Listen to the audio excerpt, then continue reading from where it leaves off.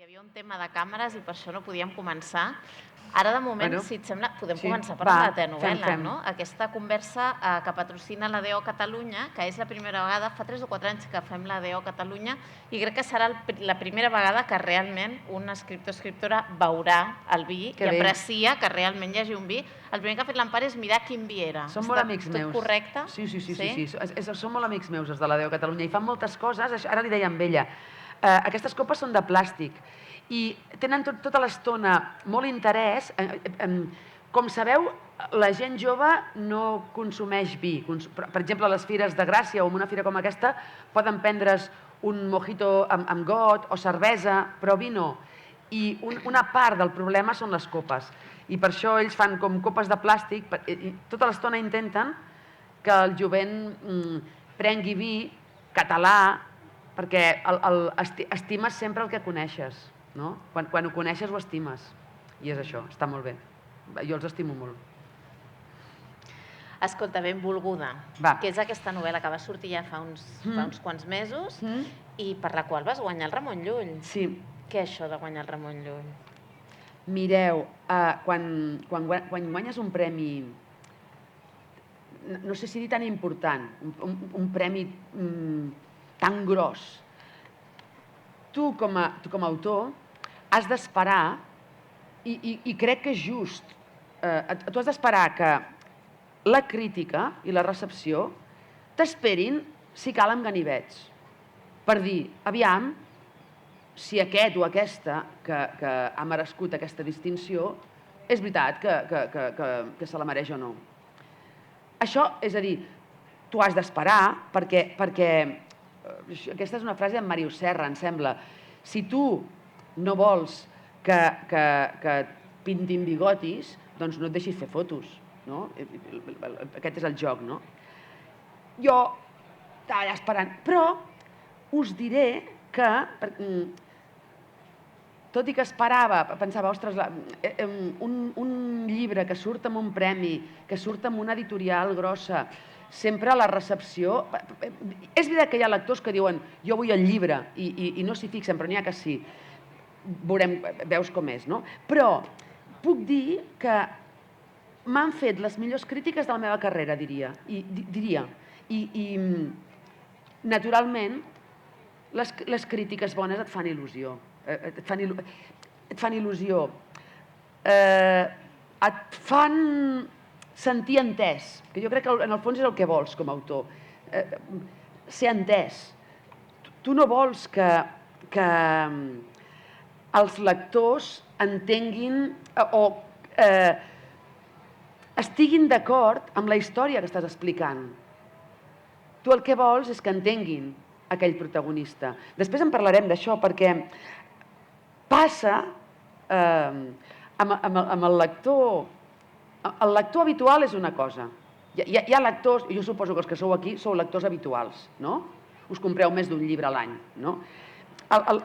No, perquè, per exemple, per Sant Jordi et trobes lectors que es compren un llibre, que també són gent extraordinària, és a dir, no diem, mira aquest, no, però sí que hi ha una diferència entre el lector i un lector habitual, que aquest potser sí que diu, ai, mira, em compraré aquest llibre, aviam què tal, o me'l compraré perquè és de tal autor.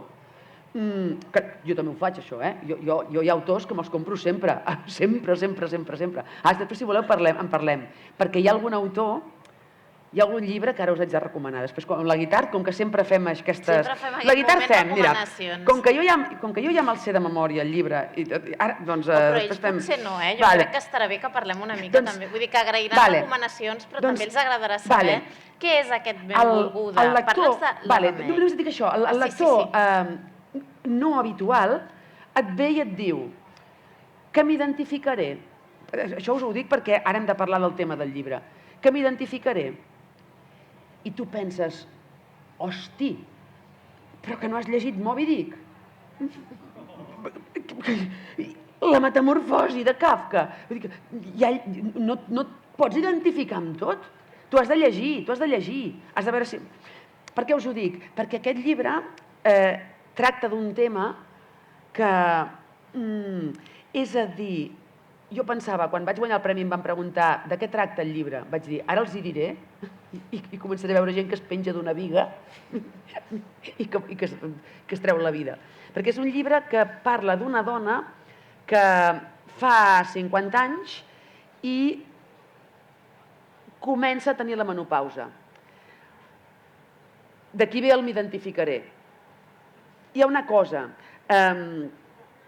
és veritat que en la literatura, de llibres sobre la menopausa s'han fet 200.000, quin més avorrit i rotllo, no? Amigues, fem no sé què, però amb voluntat literària no, però és normal. Ramon Llull, que és el que dona nom a aquest premi, altres arguments tenia al cap, pobre home, no? Vull dir que estàvem en un altre moment de la vida, no? La qüestió és, pot ser literari això? Jo penso que tot ho pot ser, això també. I per això vinc al rotllo de la identificació. És a dir, jo quan em llegeixo un llibre del meu estimat i admirat Philip Roth, que parla d'un cert declivi sexual masculí, no espero identificar-me, jo només vull llegir la història d'aquell personatge, sigui home, dona o os, m'és igual, jo vull llegir aquella història d'aquell declivi. I això és el que jo he intentat fer aquí. Això. Ara, parlant del Roth, dius d'aquell declivi, però tu entens aquí la menopausa com a declivi o com a què? Què significa aquí? Que, per cert, hem dit menopausa de seguida, però tu utilitzes també una altra paraula. Perquè el climateri és com el moment abans de ser ja menopàusica. Em sembla que és així. Però és a dir, jo crec que la història és en primera persona. La primera persona fa que tot el que estàs llegint t'arribi més directament a les entranyes. És molt lògic. L'escriptor t'ho diu a tu, t'ho està dient a tu. Bé, en tercera persona també. Però què passa amb la primera persona? Que és molt més directe. Al mateix temps, si, per exemple, els detalls no són honestíssims, l'autor s'estavella a la pàgina 20. Si no, potser l'emoció pot ser més vívida. Llavors aquest personatge, de vegades, riu, però jo crec que té un punt tràgic. No és només que es troba amb la menopausa, aquesta dona.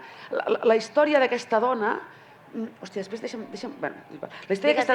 deixa'm recordar que abans d'acabar us digui una cosa sobre llibres, que és molt important. La història d'aquesta dona, a la primera pàgina ja es centra. La pilota ja està centrada a la primera pàgina.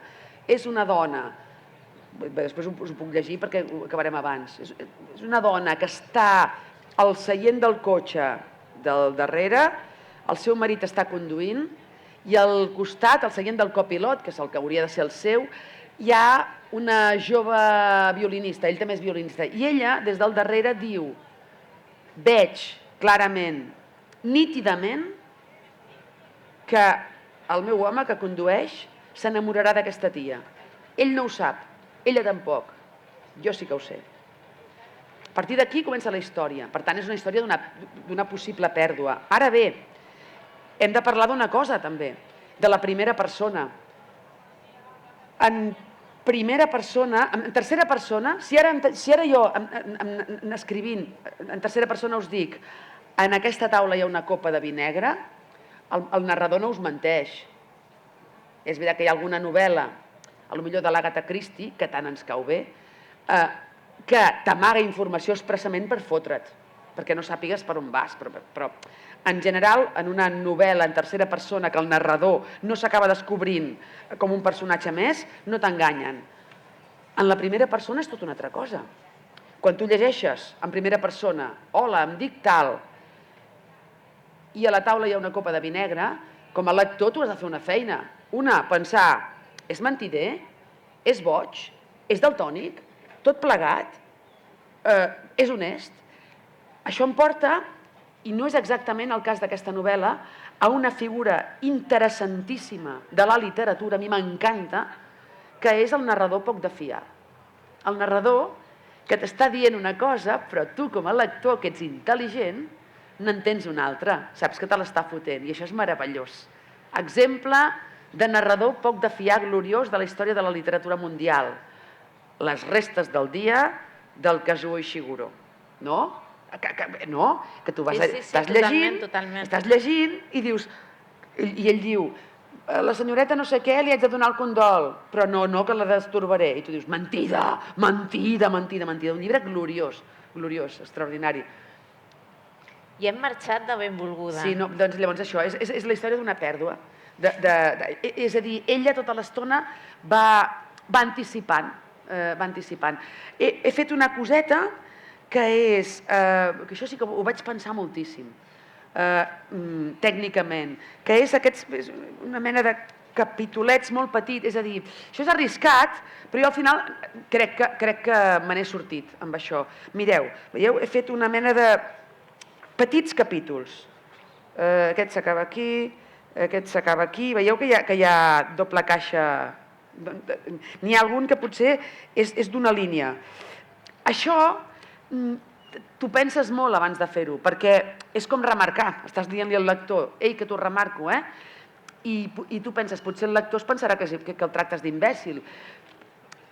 La comparativa, perquè veieu que no és així, perquè res em semblaria pitjor, és en una pel·lícula o en una sèrie, si et posen càmera lenta, tu dius, hòstia, no calia, ja ho veig, no calia. O si et posen un tachón, dius, bueno, a no ser que sigui de broma, no calia. Però, en canvi, la música sí que t'ajuda, la música et condueix, és com la salsa que lliga, no? Doncs aquí he pensat que això és una mica com la música, com un remarcar els finals, perquè ja veureu que hi ha un pas del temps, hi ha molt poc pas del temps. És a dir, sí que al final es precipiten una mica més els dies, però aquí de vegades hi ha panoràmiques d'un sol dia, amb 4 parts d'aquestes. I per això ho he fet, i ara al final sí que n'estic contenta. Ja no sé què més dir. Jo et pregunto. Escolta, de fet, ella a la segona pàgina ja ens diu això que tu ens deies ara, diu, ja tinc el certificat de menopàusica oficial i això ho canvia tot. Sí, molt bé. Això ho canvia tot? Per ella, aquest certificat és com perdre la fúria. Ella havia sigut un personatge apassionat, furiós, i ara se sent plena de calma, no sent gelosia, està com en un altre estadi, també en un altre estadi sexual, i això ho volia explicar. És la història d'aquesta dona.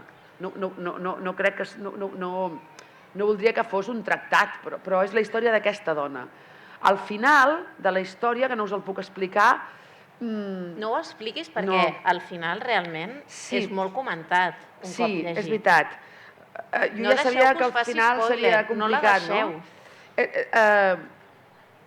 És feina vostra decidir si se'n surt o no se'n surt la protagonista. Ja està. I ja està, gràcies. Moltes gràcies, Empar Moliner. Escolta'm una cosa. Ella diu, ara ja no tinc la regla, això ho canvia tot. Es parla més d'ella, de la seva identitat, per altres qüestions també. I hi ha una cosa que la marca molt, que és el fet de ser mama. Sí. Mireu, ella té una filla que està a l'últim curs de primària. Per tant, té 10 anys, 10 o 11. I, per tant, s'acabarà l'escola i començarà l'ESO, que és en un institut. Ella ha estat aquests 10 anys, que troba que han passat com un sospir,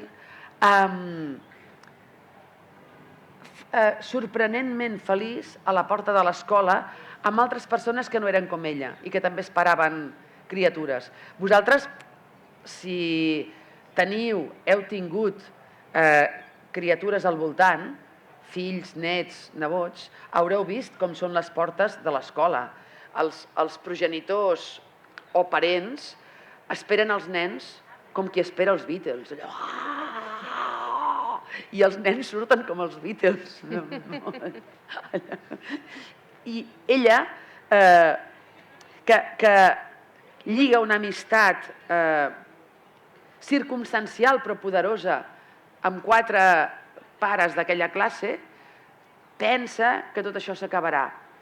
I com que ho anticipa, entén que aquest amor que és a prova de tot, que és a prova del que sigui, a prova de pudor, fàstic, odi, menyspreu, que és l'amor d'una mare, en aquest cas, cap a un fill, doncs que això ha d'acabar. I també és una certa reflexió sobre això, sobre aquest estrany amor. Ella està en un procés que, tot i que de seguida l'entoma i és molt franca, evidentment veiem que en alguns moments li costa d'assimilar. Llavors hi ha aquest ingredient que jo crec que és inherent a tu, que és l'humor, no? És aquesta manera de poder, diguem-ne, sobreviure a vegades. Jo, alguna gent m'ha dit, hosti, com m'he deprimit. I alguna gent m'ha dit, també he rigut. Clar, quan escrius, mai dius, bueno, ara aquí, no és com les sèries, un llibre, no, ostres, ara toca acudit, no? Això que fan, ara toca acudit, ara toca punta, no? Doncs les coses surten, no? Mai es pot dir, jo crec que mai pots dir una novel·la d'humor, perquè tampoc dius una novel·la de drama. Hi ha una barreja com a la vida, no? Jo aquí tinc la sensació que n'hi ha menys que en altres llibres meus, però després sempre em trobo amb algú que em diu aquí vaig riure, i llavors penso, doncs mira, potser sí, potser tens raó, no? Perquè el lector sempre té raó, en realitat sempre té raó, no? I interpreti el que interpreti sempre tindrà raó, sempre, no? Serà ell. I aquesta és la idea del lector intel·ligent, no? I que és el lector que tot escriptor vol, no? Quan algú somia amb lectors, se'ls imagina egoista com és, egocèntric com és i vulnerable com és, se'ls imagina molt intel·ligents tant com ell. Pensa això, sempre pensa això. I moltes vegades us haurà passat llegint, que dius, que intel·ligent que em considera aquest fill de puta, no? A mi em passa amb alguns escriptors, això. De dir, que llest que em considera, que bèstia. I això ho deia Nabokov, no? Quan en el seu curs de literatura europea sempre deia, si tu, parlant per exemple de Madame Bovary, si tu aquí vols trobar això i això i això i això, ho trobaràs, sí. Però si tu ets un buscador de perles, a més hi trobaràs això i això i això i això i això, i tu dius, sí, vull ser un buscador de perles, dóna-m'ho tot, dóna-m'ho tot. És això. T'acabes de qualificar com a egoista, egocèntrica i vulnerable. Sí, clar. Sí? Però et dic una cosa, tothom que es dedica a això una mica ho deu ser. No ho sabem, però per què fer-ho, no? Quin estrany mecanisme ens mou a fer això, no? És molt estrany, és estranyíssim. No ho saps encara? No ho sé. Hi ha un plaer en fer-ho. També hi ha un patiment, però quan diem que patim, escolta, és un patiment sostenible, no? És bonic fer-ho. És bonic fer-ho i després també és bonic sentir... Ara estar aquí parlant, a casa mai t'escolten tant, no?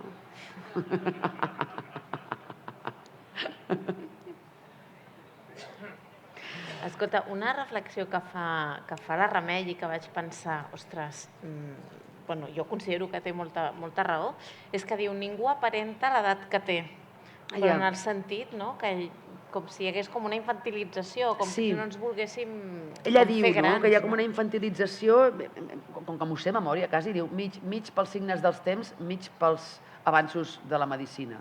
Diu el personatge, m'ho sé. Tu saps? Sí, ara m'has deixat admirada. De tant repassar. I tant repassar i després sempre s'escapen coses, però bé, s'escapen tonteries, però vaja. Doncs és veritat que ningú aparenta l'edat que té, i és veritat que quan potser tens 30 anys o 20 o 10 i veus algú, dius, mira aquest, com es vol fer el jove. Sempre veus algú amb jaqueta de cuiro i dius, mira aquest, Però jo ara estic potser arribant al moment de la jaqueta de cuiro i ara penso, em fotré la jaqueta de cuiro que em dongui la gana. I digueu el que vulgueu. I si dieu el que vulgueu, faré un tuit contra vosaltres. Us diré que hi ha un moment jo crec que tu, o sigui, el cervell es va ajustant, perquè mira, tots vosaltres que us veig aquí, segur que veu anar més o menys a la cua de la mateixa dosi, no? La tercera dosi, aquella, la moderna, no? Que posaven, no? Jo vaig anar i veia aquella cua i deia, mira, aquesta és la meva generació. I pensava, hòstia, doncs són tots molt guapos, però no era mentida, pensava de veritat, pensava que guapos són tots, no? Però pensava, deu ser un mecanisme del meu cervell malalt per no adonar-me que som tots uns vells. Però de veritat que ho pensava de veritat, pensava que guapos, no? Doncs escolta, estem força bé. Però, no sé, suposo que tot seria millor amb 10 anys menys, excepte els 18, no? Els 18 no, eh? No, de cap manera. I tu notes, ara que parles, perdona, vaig més enllà de la Remei, el pas del temps, el moment d'escriure, el moment de posar-te, d'encarar-te una novel·la, de començar-ne una de nova. Jo crec que els escriptors escrivim diferent una mica a mesura que passen els anys, o triem altres temes, o d'una altra manera. Us poso exemples d'escriptors, a veure si ja estàs d'acord. Tu no creus que Michel Houellebecq, a l'últim llibre, ha perdut fúria? Encara no l'he llegit. Vale. L'heu llegit, el Houellebecq? Us agrada l'Houellebecq? A mi m'agrada molt, sempre m'ha agradat molt. Ostres, o per exemple, un autor que podríem dir que dels vius és dels meus preferits, Martin Amis. Martin Amis us agrada? L'heu llegit? Doncs Martin Amis és un autor que es publica des dels 24 anys, fill de Kingsley Amis. El seu primer llibre va guanyar el Somerset Maugham. A mi m'agrada molt, molt, molt, molt. Podem dir que el llibre que el va com consagrar, tot ha publicat anagrama aquí, i els últims estan en català, els primers no. Dinero encara no hi és en català, que és el llibre com que el va consagrar. Que ara el llegeixes, aquest llibre, i dius, hosti, tu, és que em ve ressaca només de llegir. Dius, oh, mare meva, de veritat, Llavors, és un autor, ostres, sense pèls a la llengua, una mica aquest rotllo, com l'Houellebecq podríem dir, bueno, per mi molt superior, perdó, no comparables. Doncs l'últim llibre, que es diu Des de dins, és un llibre, no diré autobiogràfic perquè ell ha fet una autobiografia que es diu Experiència, que parla molt del pare.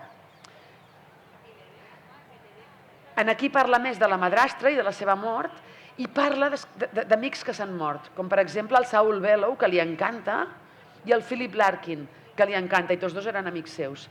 I tu el veus i llegeixes, i en algun moment del llibre veus com ell, el que ha sigut, fa una disculpa honesta, disculpa no és la paraula, fa una explicació honesta d'ell respecte a les dones, sobre el seu passat, sobre el que ha escrit. Per exemple, demana un cert perdó sobre un reportatge que va fer sobre prostitució, on ell va acabar amb una de les prostitutes. I llavors, al final, en aquest llibre explica que no n'està orgullós. És un altre escriptor que té 70 anys, meravellós, que de veritat compreu-se'l perquè parla molt de com escriure, del fet d'escriure. És extraordinari. I si us agrada el Saul Bellow, us morireu llegint. I és un altre per mi. L'has llegit? Sí. No creus que és un altre Martin Amis, no? També per això, perquè la mort el toca ja molt de prop, no? Se li van morint amics. Esclar, mira, es moren amics que escriuen, que t'han admirat, no? Sí. Es mor un escriptor que admires, doncs, sí, jo vaig sentir molt la mort del Javier Marías. També és un escriptor que m'encantava, m'encanta, molt. És curiós, com una persona que no coneixes, però en canvi mor i et deixa com un perquè tu creus que el coneixes, perquè és veritat que el coneixes. Un escriptor el coneixes, d'alguna manera el coneixes, no? I sempre busques claus, està clar. I no tens sensació de deute també amb els autors que t'agraden? Sí. De dir, amb el Martin Amis molt, molt, de dir gràcies per aquesta pàgina, o quanta senzillesa, quanta veritat, jo també ho penso això, quan passa això, jo també ho penso això, però ho ha dit ell. Però jo ho podia haver dit jo, sí, ho ha dit ell. Ha sigut tu en aquell moment, no?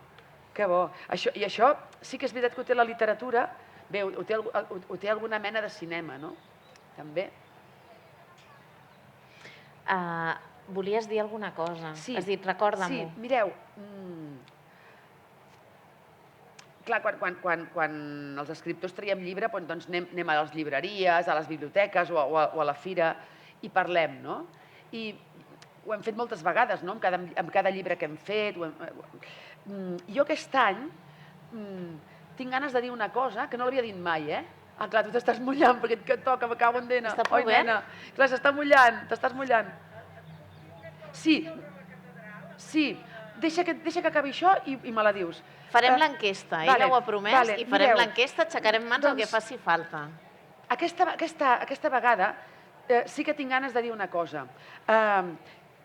Jo vaig començar a escriure l'any 99, ja fa uns quants anys.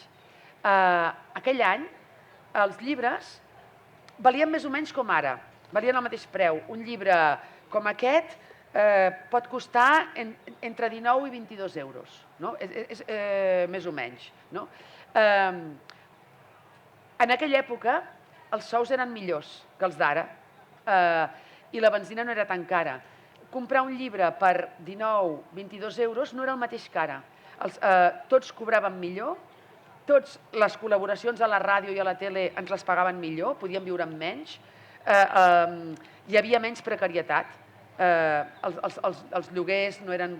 És a dir, ara és molt més dur comprar un llibre pel mateix preu que llavors. Jo me'n recordo que anava a la llibreria i feia pa. Aquest, no sé si me l'acabaré, però me'l llegiré perquè si no ja el deixaré. Ara jo vaig a la llibreria i dic, a veure, aquest i un més, perquè si no anirà massa ràpid. I per què? Perquè un llibre com aquest, com a molt us dura 7 hores. Amb 2 tacades el fas. I llavors al cap de setmana que ve necessites un altre. 20 euros més. Ja sé que hi ha biblioteques, però moltes vegades vols un llibre que acaba de sortir. Jo vull un llibre que acaba de sortir perquè el vull corrents, perquè me'l vull llegir corrents, i el vull comentar amb els meus amics corrents, fent una copa de vi. Llavors, per exemple, un joc de Play posem que val 80 euros, 70 euros, però et dona 70 hores potser a la primera... És a dir, et dona més hores de plaer. Per tant, jo entenc que comprar un llibre és un gran esforç. Al mateix temps, però, hi ha una senyora aquí que s'està mullant, que ha vingut, i que el seu negoci no és exactament el mateix que el d'un venedor de botifarres. Amb tots els meus respectes, perquè a mi m'encanta la botifarra, i em sembla també que el menjar és art. És a dir, hem de tractar els llibreters d'una manera una mica diferent que els altres venedors. Per tant, i això és el que us anava a dir aquest any, jo avui us demano que heu vingut gentilment a la fira i ens esteu escoltant molt gentilment també, i ara us en tornareu a casa i us mullareu. Doncs jo us demano que, malgrat tot, sortiu d'aquí amb un llibre, que feu aquest esforç. Potser el llibre us donarà plaer, potser el llibre remourà la vostra ànima. Això ha de fer un llibre ha de remoure d'alguna manera la vostra ànima. D'alguna manera, fent-vos morir de riure, fent-vos plorar, fent-vos canviar, fent-vos reflexionar. Això és el que ha de fer un llibre i que no pot fer res més que un llibre. Si un llibre fa això, vol dir que l'autor ha guanyat. Però jo avui us demano això, no per nosaltres els escriptors, sinó per tota aquesta gent que està aquí, que són els llibreters, els nostres amics, que són els principals prescriptors de literatura que tenim, els llibreters, els que et diuen compra't aquest que t'agradarà, aquest no te'l compris, aquests. I per tots ells, doncs, això és el que us demanaria, que us gastéssiu aquests 20 euros, 21, si és tapa dura. I això. Però jo també ho faig, Jo també ho faig. Sempre que vaig a una llibreria a predicar me'n compro un. Sí, em consta que ho fas, i a més que t'agrada després compartir els títols, compartim allò que títols, dèiem, sí, a vegades ho fem també. Recomanem alguna cosa per acabar, si vols? Va, tu? Sí, hem de fer l'enquesta, per això, perquè has vist que hi ha gent que vol, però acabem primer amb això. D'acord, sí. Què ens recomanes? Mira, jo és que aquest any estic recomanant molt, i crec que he triomfat molt recomanant, el teniu allà, L'Inquiets, de la filla de l'actriu Liv... Ara jo sé que l'editora, que és amiga meva, mira, allà està, mira, aquella de la cueta. La Maria, de l'editorial Les Hores, doncs sempre li recomano aquest llibre perquè és extraordinari. És la filla d'Igmar Bergman, el cineasta, i la seva esposa número 5, l'actriu Liv Ullmann. És un llibre en primera persona que quan el llegiu és la filla que veia el seu pare a la illa de Faro un mes l'any. Llavors tindreu moltes ganes de buscar per internet la casa, la illa, la sala de cinema que tenien. I la mare, que és un ésser meravellós, ingenu, extraordinari. La mare que li diu a la filla, imagineu-vos que guapa que era, que li diu a la filla, nena, jo, si vull un home, només me l'haig de mirar. I tu penses, és que és veritat, no? La tia mira i, allà. És un llibre molt interessant que parla molt d'una estranya paternitat, de ser fill. És molt bonic en aquest sentit, de ser fill. Hi ha algun moment gloriós de la història d'aquesta noia que en realitat coneix tan poc el seu pare i que té una vida tan poc normal. Inquiets, de la Liv Ullmann. Molt bonic. Les Hores, editorial Les Hores. El del Martin Amis a mi m'encanta. No recordo la traducció de qui és. No me'n recordo, ara l'anem a buscar. Però també... La cridem, Maria, què fa la traducció? Podríem fer-ho, També ens hi fixem cada vegada més amb els traductors, Sí, això estàvem dient, que aquest és un canvi molt important, És a dir, ens fixem amb el traductor i diem, com és que ho ha traduït així? Ostres, per què ha fet això? Ho diem, no? I a més ara amb les xarxes socials podem compartir molt d'això. I quan estem llegint un llibre ho diem, ostres, mireu què ha fet, no sé què, i això m'encanta a mi. És com un club de lectura online que m'encanta. Ara oficialment la xerrada acabaria aquí, però tu vols saber coses. No, volia saber això, però jo crec que ja m'ho ha dit tothom, Sí? I ara la senyora ens va explicar això de la catedral. Sí. Bé, has fet la pregunta de aquí Què preferies, sí. Aquí al moll de la Fusta o a la catedral? I què dius tu? La catedral és preciosíssim. Aquí, meravellós, perquè tenim el mar i allà tenim la catedral. Aquí estem més amples. La qüestió meva és, ara, per exemple, està plovent, començant a ploure, i la construcció d'aquesta qüestió no serveix perquè puguem estar, que no ens mullem, sinó que passa l'aigua. I sempre tenim uns turments, tant a la catedral com aquí, que el sol, aquí, et ve de per allà i se'n va cap aquí, no? Ja fa calor, és veritat. I, terrorífic. O sigui, potser els que fan el disseny podrien pensar-s'hi una mica d'evitar el sol i evitar la pluja, perquè sempre tenim pluja i un sol inclement total. I ja està. Ho transmetrem. Ja he dit la meva. Gràcies. Sé que hi ha una preocupació, vull dir que funcioni 100%, veig que no. Empar Moliner, ets una meravella, que ho sàpigues. Aquí tenim la guitarra, que la guitarra és la que... Això a tu t'agrada molt, oi? Compartir després, quan has acabat els llibres, fer clubs de lectura... Sí, que és divertit. O sigui, quan un llibre... Jo me'n recordo, fa anys d'això, quan va sortir Una dona difícil del John Irving. Sí, sí. I pensava, per favor, els meus amics, acabeu, fem un sopar. Quan passa això amb un llibre, no? Ja l'has acabat? Per on vas? No dic res. Ostres, i a mi m'ha passat molt amb això, amb el del Martin Amis, molt, ara. Però ja us dic, és teoria tota l'estona. I és el que passa també amb el de l'Empar, amb aquest Benvolguda, editat a Columna, Premi Ramon Llull, que quan l'acabeu tindreu moltes ganes de comentar. No vol dir que jo estigui d'acord amb el final. No vol dir que jo hi estigui d'acord o que jo ho faria. Això m'ho pregunten. No vol dir això. Però no és un final aspiracional. No és això típic de se'n surt. És una altra cosa. Però no tot sempre ha d'acabar com a les sèries, no?